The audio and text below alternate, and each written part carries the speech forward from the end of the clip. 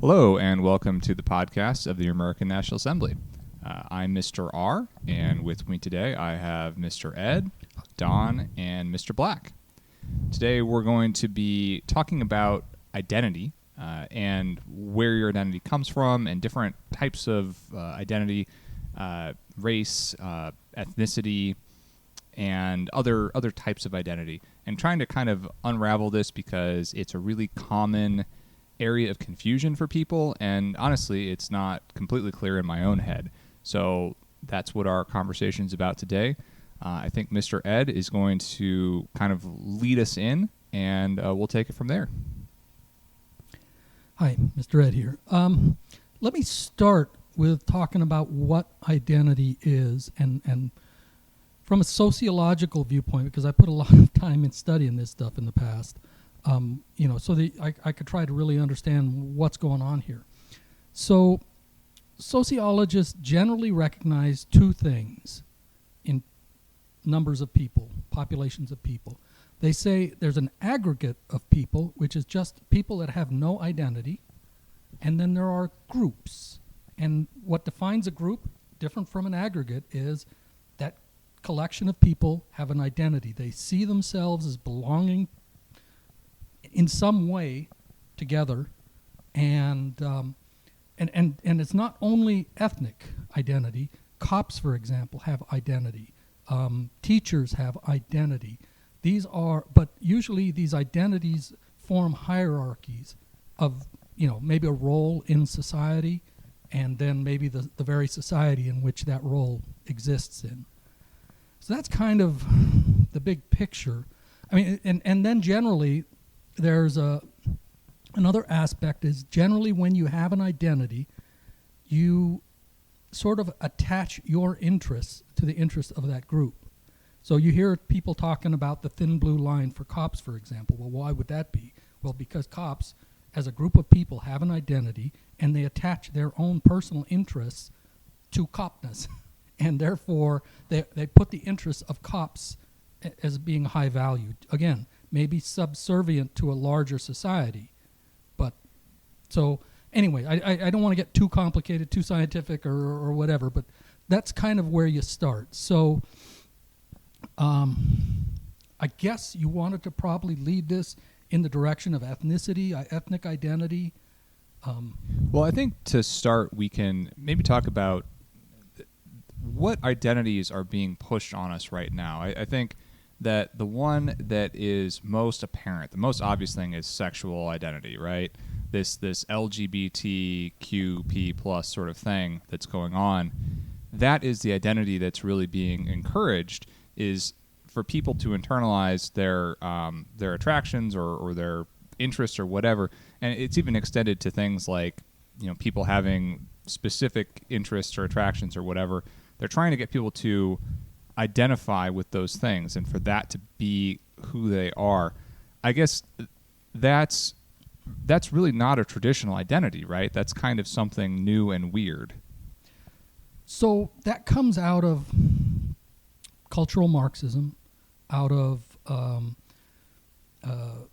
what's his name, Gramsci, and then the Frankfurt School. They started seeing Marxism. Originally, Marxism was purely an economic philosophy, and the belief was that by purely modifying the economic system, you would change what people became. And they dreamed of this, workers' utopia, basically, that once communists were in charge and set up and removed all barriers, that there would be a utopia. But then they found out there wasn't. That because people had specific group identities and stuff that they couldn't get rid of. So what Gramsci was the first person to kind of make a transition of Marxism from a purely economic phenomenon into a sociocultural phenomenon. And I've read a number of his things, and it almost reads like 18th century science or stuff. It's really arcane or old kind of thinking, but it's the most advanced that the Marxists have. It's kind of funny, really. So this visually, this makes me think of Indiana Jones in the temple trying to get the treasure, and the traps are going to set off if he just takes it and runs, right? So what he does is he gets a bag of sand that is of similar weight to the object that he's trying to get hold of. So, cultural Marxism is displacing identities that naturally someone would inherit from their society or from their parents or from their workplace, and I guess that's what makes it cultural. Right, and so there, I highly recommend. There's a fellow on the YouTubes who has a program called New Discourses, and he does an in-depth analysis of Marxism, and he's kind of crystallized some of its key ideas to really understand. So according to the Marxists, basically, if you have an identity that you've gotten from somebody else, it's oppression. And it's odd, but that's basically what they believe. So culture that you get from your parents, from your people, they see that as oppression unless you reject that and embrace some other system. Yeah, I have seen this with the sort of sexual identity thing, that at this point they're making that transition where they've used the weird stuff to kind of break down the normal thing, and then they switch to no identity whatsoever. Right? They're trying to, you don't have any gender at all. No, you don't label me in terms of my, attraction or interest or gender or literally anything, because that's all a system of oppression. And it's weird. We're in the kind of the starting transition where we're seeing that, moving into their talking points. It's a very interesting to see that transition in real time. I would say we're not at the starting point anymore. I think we're at least in the middle, if not towards the end, when we have a Supreme Court justice who literally could not define a woman when she appears to be a woman to me, but she said she didn't know the biology. So at least she held that there is a biological point to it. But when you've gotten to the point that you're being selected to some of the highest offices in the land, and you can't even define someone's quote identity or group orientation just based on biology, a simple biological choice, I think it's gone beyond starting. We're well into whatever it is they're planning. I personally think it's going to fall apart because I think reality is going to kick in for most people. Well, and going to Orwell's 1984, he sort of characterized, it was all about Marxists and socialists and how they tried to influence. And basically they purposely go out of their way to confuse your ability to think about things because, they called it wrong think. That if they defined the language so perfectly, there could be no wrong think because you don't have words to even think about them. Right, you would always come to the conclusion that they were always wanting you to come to. There's no other way to come to any other conclusion than the one we want. It's worse than that. They don't even want you to be able to think.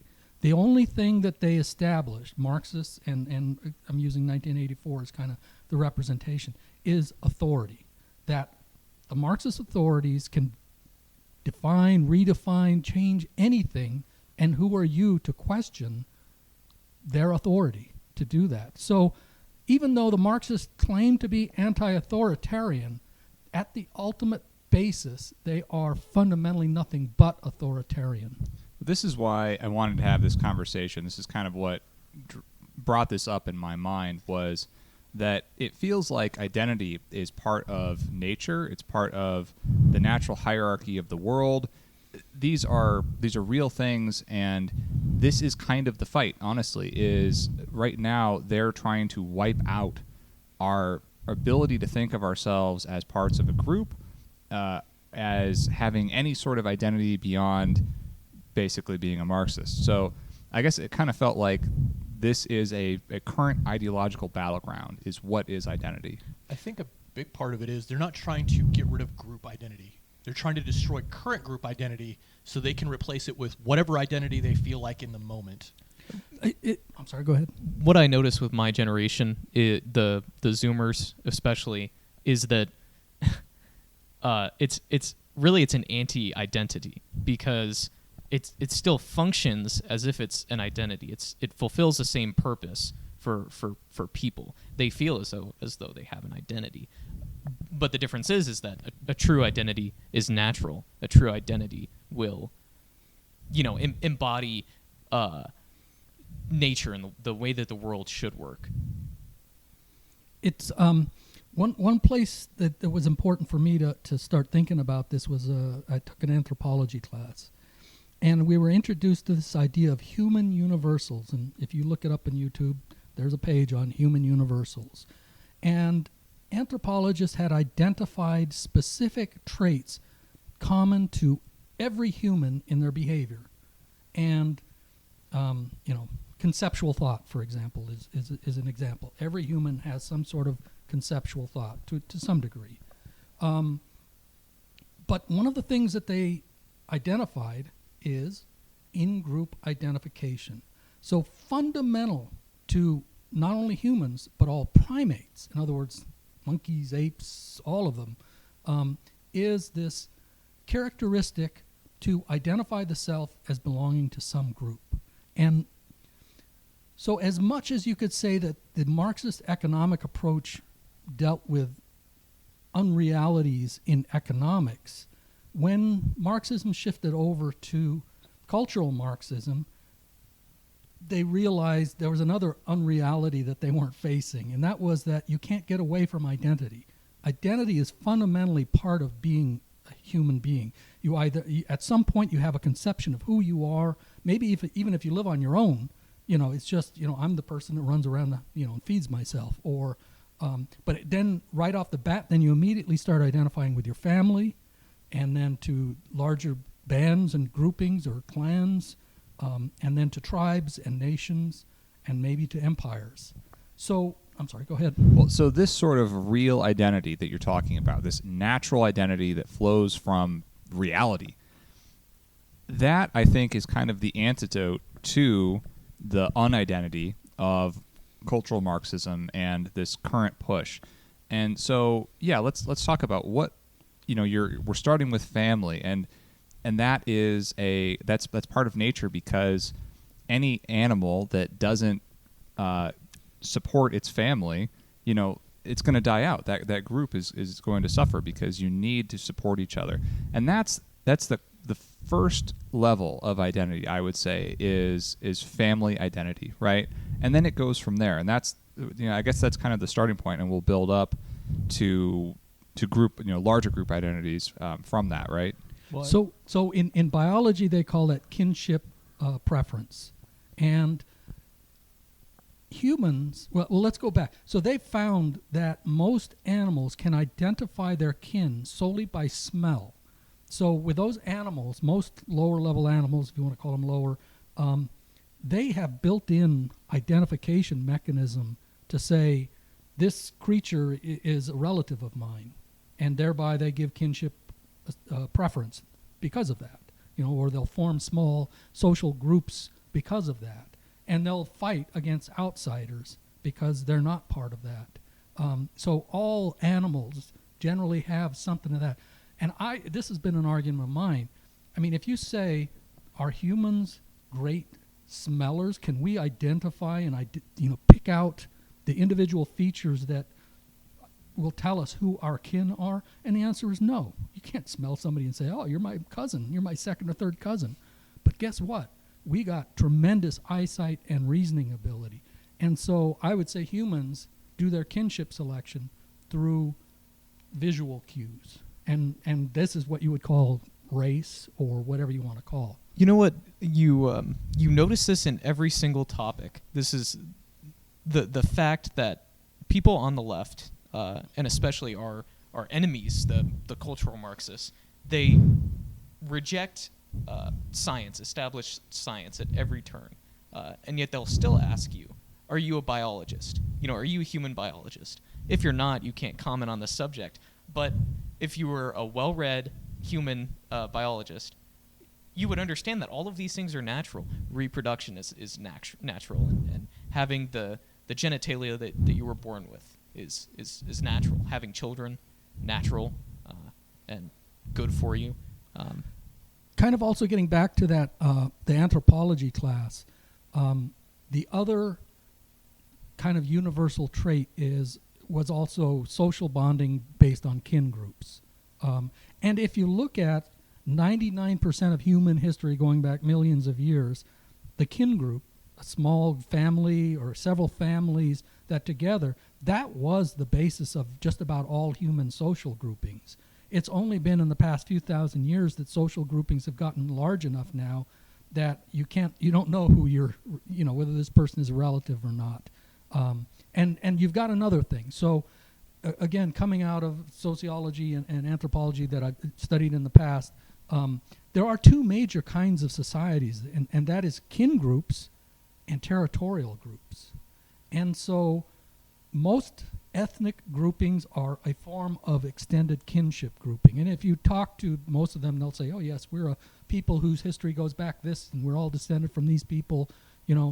There's this conceptual understanding that they're a kin group in some particular way. The thing is, though, that obviously at some point someone says, I want to form a power system that is no longer kin-based, and I'm going to take over that tribe, and I'm going to take over that tribe, and I'm going to take over that tribe. Pretty soon you've got a territorial-based society. And my argument is that's what empires are. An empire, by definition, is a multi-ethnic state, and they are always trying to suppress ethnic kin group selection in order to dominate over them. And that's where we are today, I would say. An empire would Right. be replacing your identity, because Right. you're supposed to identify with the empire Right. and not with whatever kinship group you have, et cetera, et cetera. And the manner that that's done is through, and again, when I took I took a introduction to ethnic studies class, or I took several actually ethnic studies classes. They talked about all groups establish a reference group, and for want of a better term, the term is authority. And within every group, there's an authority that defines what's acceptable or not. So in kin groups, that's a kin, usually elders. But in a territorial society, who's it going to be? Well, it's going to be in a quote-unquote democracy or republic, the voted in or the people who have ascended to power are going to try to establish themselves as authority and be able to tell you, this is who you are, this is what we're all about, and this is how we're going to move forward as a society.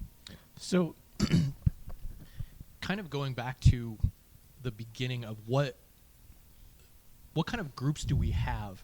We're kind of talking about nationality and ethnicity and all this, but what historically, I think the way most grouping started was family. From family, you went to the greater kinship, like you talked about. Yeah.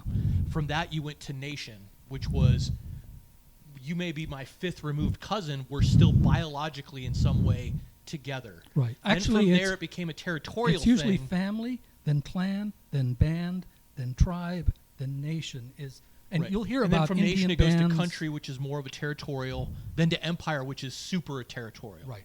I think what's happening today is what we would call globalists are trying to replace all those natural and historical identities with superfluous junk that can just be replaced. Oh, you're a Steelers fan. That's great. And, your quarterback or whatever he is transfers over to the Bears. Now you're a Bears fan. That's wonderful. Oh, today you're a Nigerian. That's great. Oh, tomorrow you're in Germany. You've got a German passport. You're German now. Oh, you went to America. Look at you. You're an American, just like that guy over there. Yeah. Even though his family's been here for 300 years. You're just as American as he is. And we're actually told this all the time. Migrants who came here from anywhere can be American. And I understand that that's happening in Germany now also. People showing up from the Middle East. Oh, well, that guy's just as German as Schwitt over there, who, his family's been here thousands of years. They actually don't have documents going back far enough to know how long his family's been here, but they're both just as German. They're really taking natural groups and normal biology and just turning it on its head in every realm they can think of, whether it's your sex, whether it's your identity, whether it's your skin color, whether it's the nation you belong to, the ethnicity.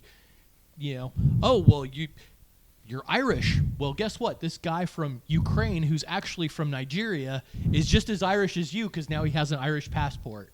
They're constantly forcing us to change identity.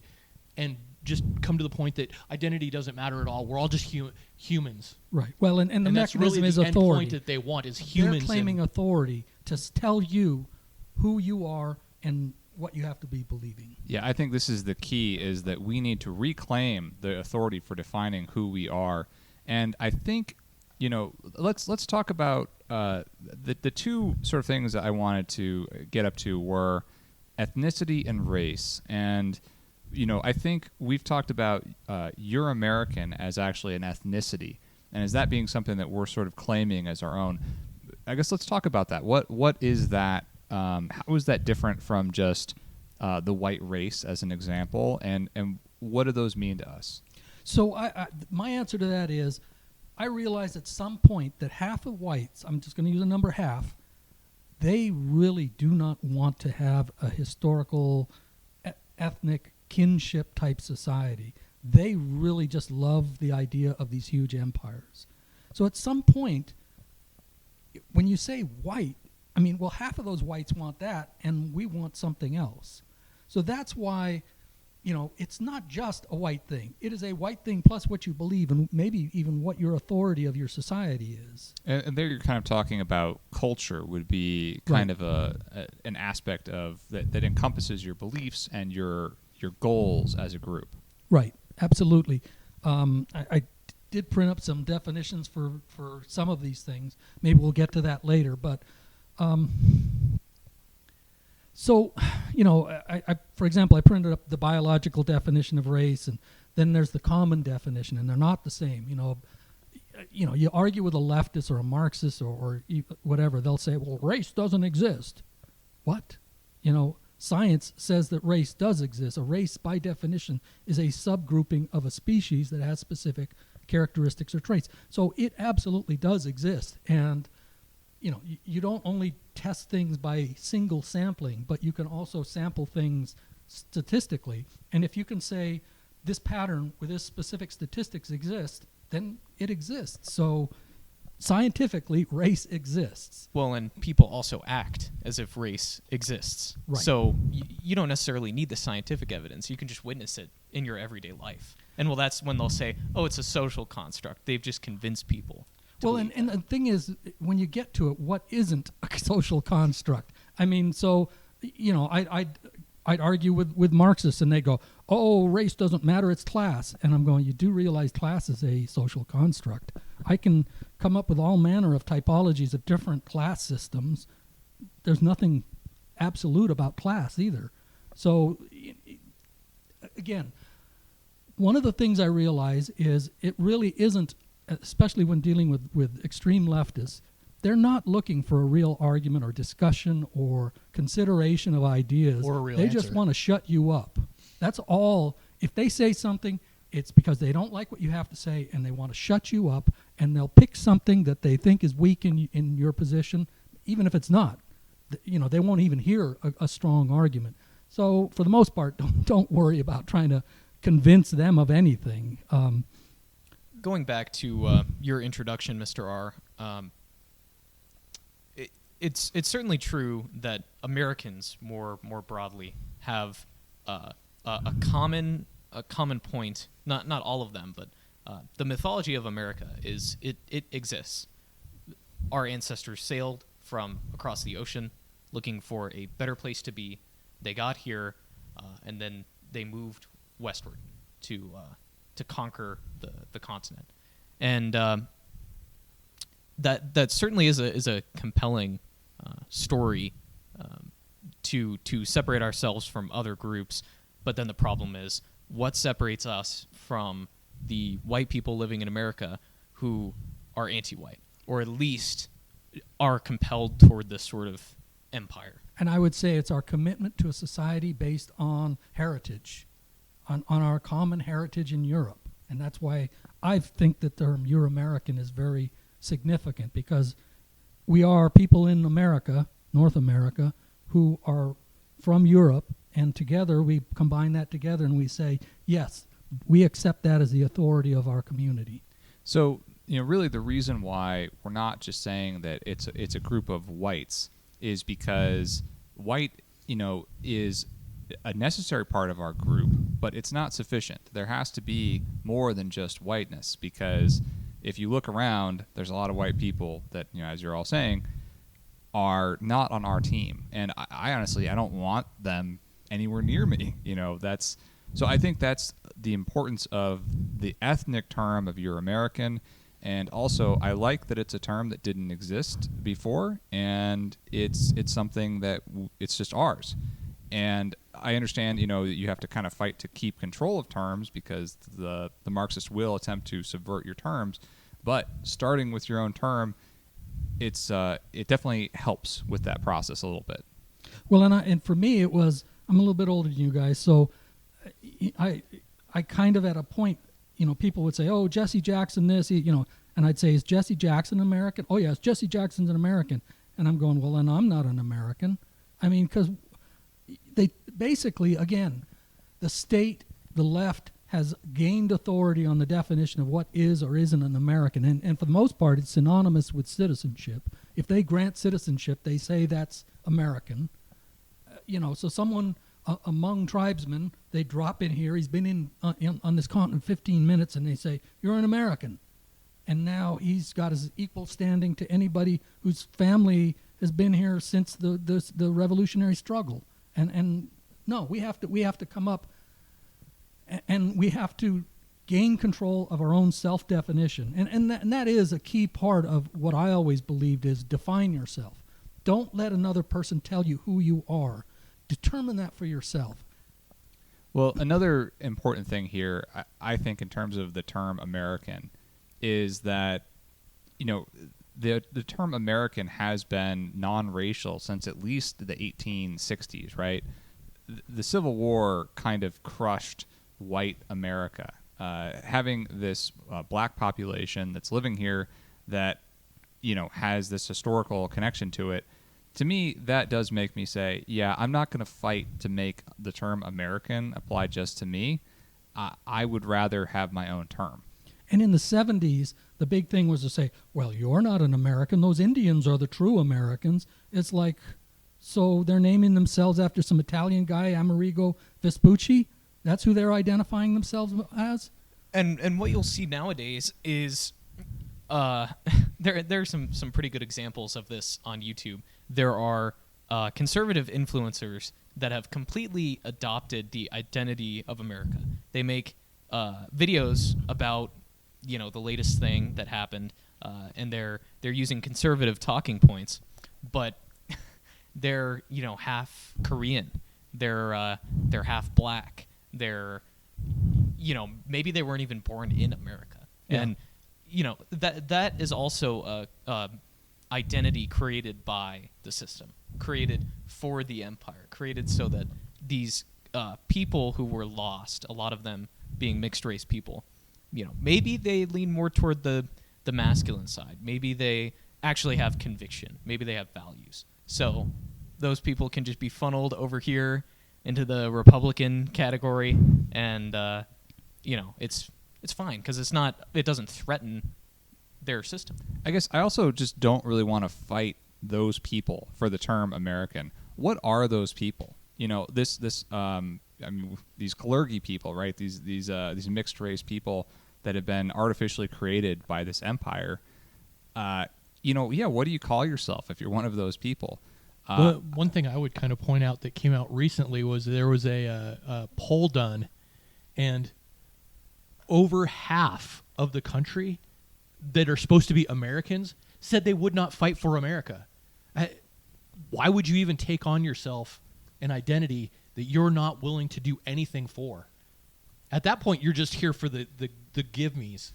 The give me this stuff, give me that stuff. I like the consumerism. I like the entertainment. But as soon as somebody comes in the front door ready to steal it from you, you're like, I got better places to be. So what you're saying is there's no obligations. I mean, basically, they pay their taxes, and they have no other obligations, and in fact, they have no power over the If we're direction. lucky, they pay their taxes or have a tax Right. at all, which Right. most people don't in Yeah, this that's country true. where it comes to income taxes. So I think that's a good point, that there's no obligation associated with the term American. There's no cost to being an American. There's no commitment to being an American. I'd rather have a term that is connected to something where I do have to put something on the line. I do have to put in effort to be part of that thing. I think that us owning our term and then as a group sort of policing who is and who is not a part of that, I think that is much more appealing to me. I think that we then gain power over that term and over our group that we wouldn't have if we were trying to be some term that already exists, that is, we're trying to reclaim American or something like that. I think that would be very difficult to do. Yeah, and I mean, that originally in constructing that, the thought was that, well, is an Indian going to say, I'm a Euro-American? Well, no, because it has this Euro part to it. Is a black going to say, I'm a Euro-American? No, because they're African-American or whatever. And there, in the past, there was a lot of people pushing for hyphenated Euro-American or European-American. Personally, I never liked that idea of hyphenating. We have to own who we are and understand who we are, I think. And making a word like that allows us to do that. We own that term. Nobody uses it in the rest of the world. They may start using it in the future, who knows? But until then, we own that word, and it's up to us to define for ourselves what it means. Yeah, being hyphenated almost means you're holding two positions at the same time. It's almost like dual citizenship. Yeah, means you're lost. Right. Yeah. If I hold citizenship, say 1939, if I held citizenship in Germany and America, who am I? I have you clearly wouldn't know. How would I know? If I'm a hyphenated thing, I can't be two things at once. Physics itself tells us you can't be two things at once. I think that the hyphenation thing, one that implies to me a hierarchy, sort of, that you're, or ideally it would imply a hierarchy, that you're American, but you're also, a European American. And I don't really like that. I don't want to be an American. I am, legally an American, but your Americanness certainly doesn't come first. Right, exactly. I want my own ethnicity to be mine. I don't want it to be this subcomponent of something else. You're American. If I go somewhere else, if I move to some other country, I'm still a Euramerican. I think that's important.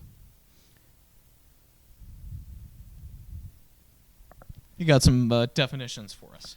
Yeah. So, like I said, so first of all, I went and did research on the term race. What does it mean? Like I said, there is a biological definition, but when most people use the term race, that's not what they mean, because it's not the same thing.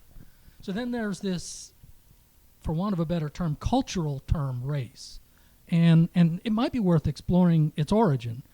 It originates among Rome, and the original term was basically the word ratio, and it referred to percentages of, this blood versus that blood, and they used it in some of the similar kind of way. Later, my understanding is as race as we use it today, I think originated in Spain, and it came into common use as a word race. You'll find the word race being used by William Shakespeare, for example, in his plays. He uses it several times. What's interesting is it's actually not a biological definition. In fact, when they talk about races of people, a race is more like perhaps the word species or type of or kind of, but it doesn't necessarily mean a biological characteristic. You could talk about the race of lawyers, for example, or the race of this. It basically means a grouping of. Over time, and maybe through the 1800s more so, especially with Darwin, people started attaching specific biological meaning to it. But there's an even important, to me, is a more important aspect that comes out of this, and that is ethnic group. First of all, nobody used that term. Nobody said, we are an ethnic group, except maybe the Greeks, because it is a Greek word. And it was only around the turn of the last century, going into 1800s and 1900s, that there was this push, especially by sociologists, academics, to have this other word, prior to, and almost in all cases, whenever anybody said we are basically an ethnic group, the term, at least among Europeans, was race. We are a race. And it means, you can go look in old dictionaries. What did they mean by it? And it usually meant all the people descended from a common ancestor. I find it funny, where it comes to humans, we're not allowed to categorize in any sort of way other than to say human. But if you look at any kind of flower, you ask a botanist about sunflowers, he will tell you about the 100 different varieties of sunflower that exist and how you tell the difference. To the average person, there's only one sunflower, but to him, there's 100 variations. Yeah. When you look at humans, even though a normal person can look at a person and say, this one person probably belongs to X category of other people that I have seen before, you are not allowed to voice that opinion into the world these days. You are actually attacked. We are the only species of anything, well, only basically existing anything that you're not allowed to categorize other than this one lump, and that's it. We all bleed red. I will counter that and say that's really only Europeans that believe that. We've been, the Marxists have infiltrated our culture from, all of Marxism originated in Europe. And so the Marxists and socialists have infiltrated and tried to modify our way of expression and conception of ourselves. But most foreign peoples who never have that kind of background, they still think as we do, or we have. It's interesting. I don't know if you've been following the Ukrainians, for example. Since there's a war going on right now, there's a lot of discussion about Ukrainians, and they still think about things in racial terms. Well, let's talk about what type of category in terms of humans, what makes sense for us to care about. What's real? I think if I got, one could certainly be too specific. One could say, I don't care about anyone that isn't in my immediate family. Well, at that point, you don't have a big enough group to have any power as a group, right? Your group is going to get stomped on because it's just too small. You could also take this extreme globalist thing of everybody is a human and I don't identify with, there's no smaller divisions. But that doesn't make sense from a behavioral standpoint, doesn't make sense from a cultural standpoint.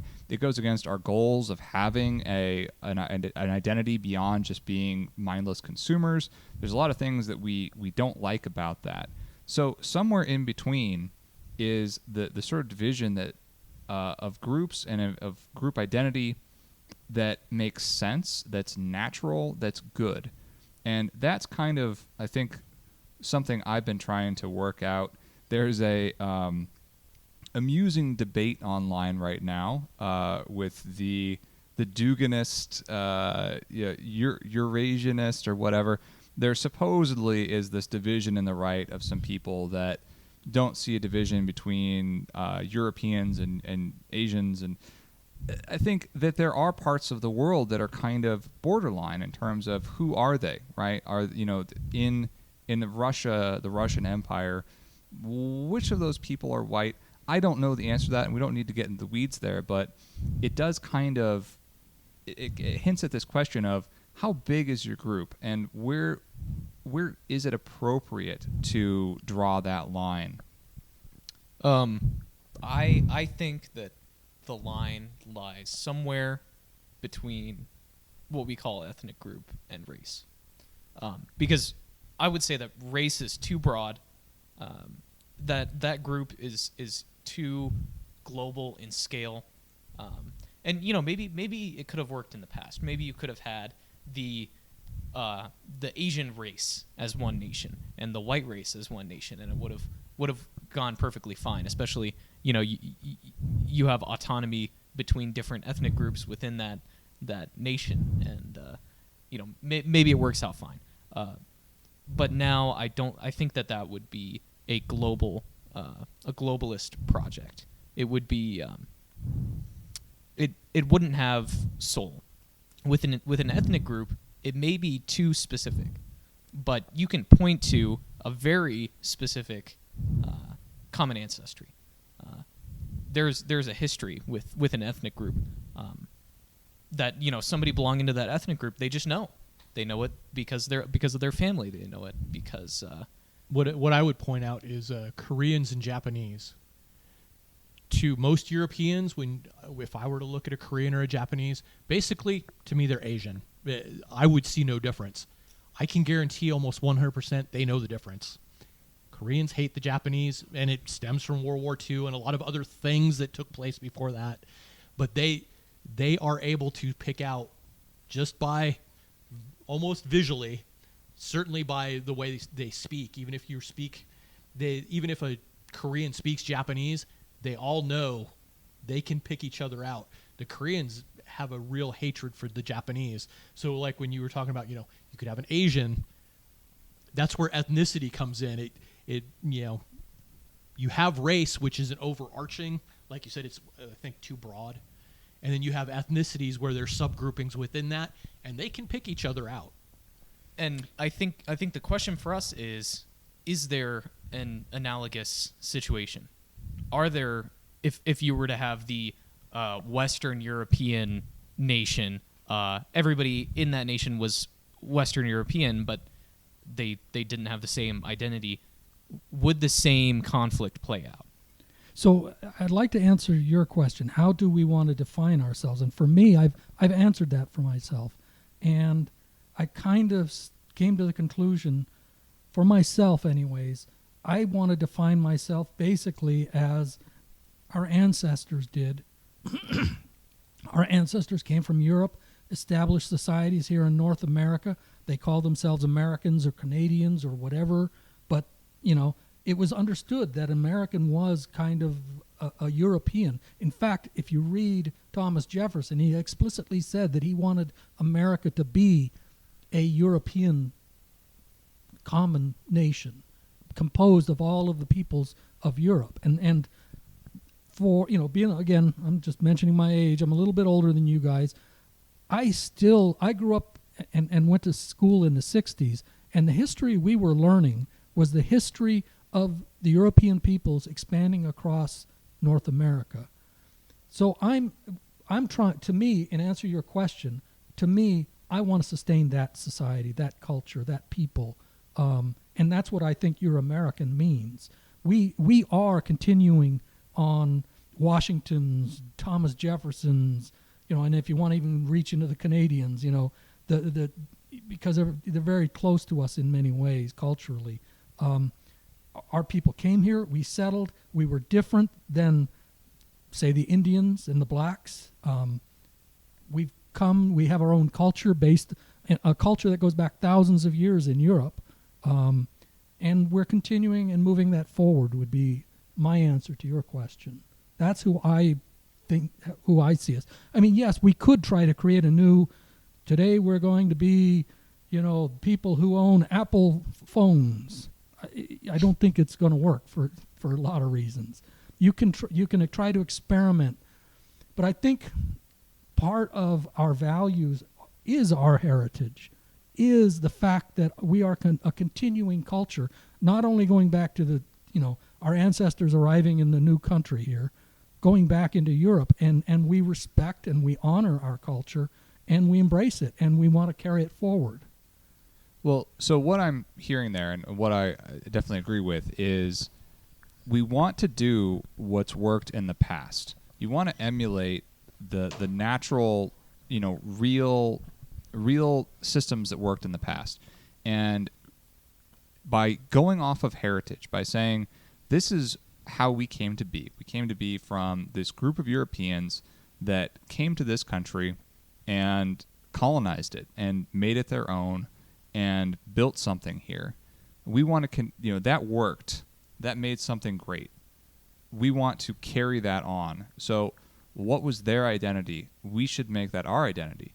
I think that makes a lot of sense, because if it's not, if it ain't broke, don't fix it, right? I think that works in a lot of ways. And it doesn't mean that I have no kinship with Europeans. I certainly do. But they're not Euramerican. They don't have the same heritage. They have a linked heritage further back. And so, I think that there's a lot of common goals with Europeans, white Europeans, real Europeans, but they aren't the same as us. I think that is good for me to kind of have too, because a lot of people on our side, you'll hear about them talking about saving Europe or retaking Europe or whatever, with these lofty goals that they'll have. And to me, Europe, I don't have a connection to Europe. I mean, I kind of do, but it's way in the past. I have a connection to my heritage here. I would say for what is a Euramerican, clearly we're American, at least in the historical version of it. And I personally would go back to the Founding Fathers. In 1798, they made it very clear in their first immigration laws what an American was meant to be. A white person of good character. That was how you got to be an American. You came here from Europe as a white person. You had good character. You weren't a murderer, a rapist, a thief. You could become an American also. That's good. That's a pretty good understanding for me. Of course, that was based on that time period. And yeah, I think an update of that concept is exactly what we're talking about in terms of who is a Euramerican who is a part of our community. Right. We're not inventing something new and bold that has never existed and doesn't exist in biology and doesn't exist in history. This is just what historically was America. And you can go back. I mean, the Supreme Court, I believe it was 1923 or 1924, in their immigration laws said only a white could become an American. I mean, that was 1923. That was less than 100 years ago, 99. Right, and I looked that case up after you had mentioned it before. It was a guy from India, right, who racially, biologically, he is a Caucasoid, a Caucasian. So race isn't the defining characteristic of what you are. Yeah, that's when it comes down to ethnicity and such. Right, is a person of Aryan ancestry in India or Central Asia, whatever, are they the same as a white person from Europe? If they're pale and they've got blue eyes and they've got the same ancestor from 3,000 years ago, are they the same? I would say no. Culturally, they're absolutely different. Yeah. Yeah, I think that the wildly different heritage there matters. But I will say that I have zero interest in trying to police, the percentages of someone's ancestry or whatever. No one drop rule or right, anything like that ever came up in historically. Yeah, because I think that just, it gets bizarre really quickly because there is some amount of mixing here and there, and I don't think we need to be really careful about the definition of exactly who is white. It's fairly easy, I think, especially if we really rely on that common heritage as much as possible. Then historically, it has been pretty clear who was coming to this country and who built this country, and that's who we are.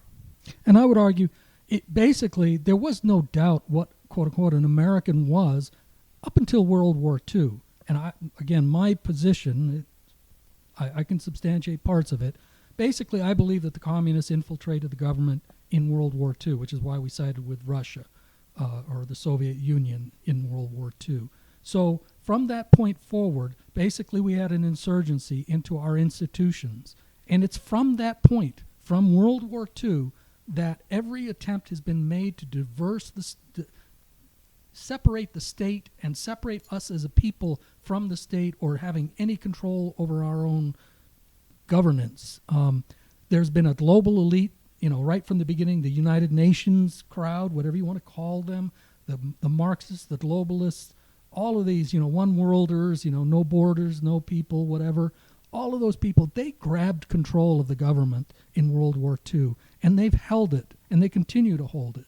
And basically, we have to say we don't care who they are. They can own and control those institutions, but they don't define who we are. And we're not going to let them take away our identity as a historical nation of people just because they decide to flip a switch somewhere along the way. Right. It would be a lie to say that our identity is fake. Maybe it's further back than 80 years ago. You referenced the Civil War as the example of when white America was really on the decline. Regardless, it did exist, and it wouldn't be as hard. It won't be as hard for us as it was in 1776 for the founding fathers and for the people that created the American nation. Or founded it, whatever terminology you want to use, because America had only existed then for 150 years, and the identity certainly wasn't that old. Right, and they were having to break their bonds of being servants to the king. Yeah, and many and people the empire considered at that point and become something new. Right. We're just going back to what we've always been since the founding of our country. what we Yes. had been for centuries. Right. And we'd use the term American, but that's been stolen from us now. Correct. So, I mean, if they're saying Jesse Jackson's an American, I'm not whatever he is, and that's why I want to use the term Euramerican. That it's distinct. We control the meaning of that. Ta-da. And in a lot of ways, I would agree with you pointing to World War II. World War II was the true blossoming, per se, of the American empire.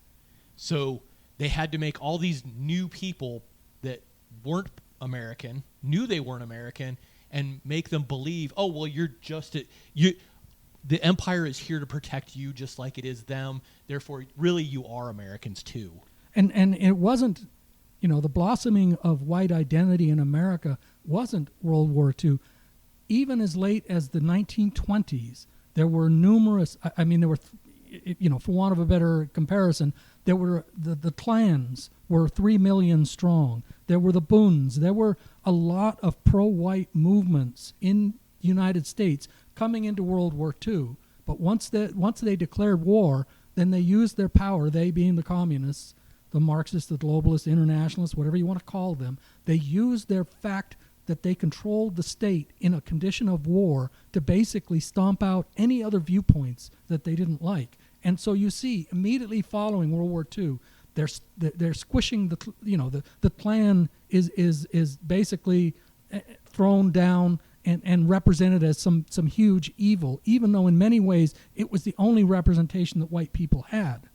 And it's been since then, again. So from the 50s, you see them destroying the Klans. In the 60s, they're instituting, the Civil Rights Act and what was the other one? And the Immigration Act, where they basically, again, said we're not going to prefer Euro-Americans anymore, Europeans. So, again, like I said, somewhere in World War II, some people grabbed control of the government, grabbed control of our society, and tried to steer it in a different direction. I'm saying I reject that. I don't care. If they want to pursue that, go ahead. But I'm not joining them. I'm not supporting them. I'm going to fight them with every breath of my life. Because this the use of political power during World War II sounds very similar to some of the use of political power we've seen lately, and economic power kind of combined here in the U.S. to stifle dissent about several things that we won't go into so that we don't get in trouble with those entities. But, just since 2020, we've had several instances of you can't talk about this. You can only say you can have freedom of speech as long as that speech agrees with us. Yeah, is what a lot of governmental power has now come down to. And it's constantly always going against those of European descent in America. For those who want to follow up on the idea of the communists taking power, Diana West has produced a couple books where she's done some tremendous research into who in power was a communist and what influences did they have. So I highly recommend, if you're interested in that subject, check that out. So I think we've actually done a pretty good job at this point of talking about where this came from, where the identity confusion has come from. It's this cultural Marxism sort of push, and what its goals are, and so there are a bunch of different identities that are going to be kind of pushed on us, and I think it's very important for people to work to notice that and to reject it. So We talked about the sort of sports ball identity, the sexual perversion identity, all these different identities that are going to be sort of pressed on people. And the antidote, I think, is a natural identity, something that has basis in reality and in history. And we're saying that this ethnicity sort of identity of Euramerican it's a good identity. It's based in history. It's based in heritage and nature. And it's something that we can own ourselves. It doesn't have the claws of these people that hate us in it. It's something that we can build up. It's based on our past, but we can also build it up and go forward. And it's related to race. It's related to history. It's related to culture. It's not just one of those things, but it's multiple of them kind of combined. So I think that actually does a pretty good job of kind of covering this topic, and I hope this is useful to people. Does anyone else have any other kind of closing things they want to go over? But this was, from my perspective, this helped me clarify this a lot in my own mind. Just one more thing. So earlier I mentioned that ethnicity is basically a Greek word and wasn't used. Race, I said, was used. There's one other term which was very popular, and it comes from the Germanic languages, and that's folk. So even in America, when I was younger, there was talk about American folklore, American folk music, American folk culture. So that term is synonymous. It's the German equivalent of the Greek ethnic. And so there's another term there. But yeah, I agree. I think that the term folkish is, to me, is parallel or analogous, or maybe even just the same thing to ethnicity. yes, I agree. But okay, I think that'll do it. Thanks everyone for listening. I hope that this was helpful, as I said. And we do this every month. We'll have a new topic. We'll be back, and hope that you all tune back in. So I guess everyone want to go ahead and sign off? Mr. Ed signing off. Have a good one. Mr. Black, onward to the future. Talk to you next month.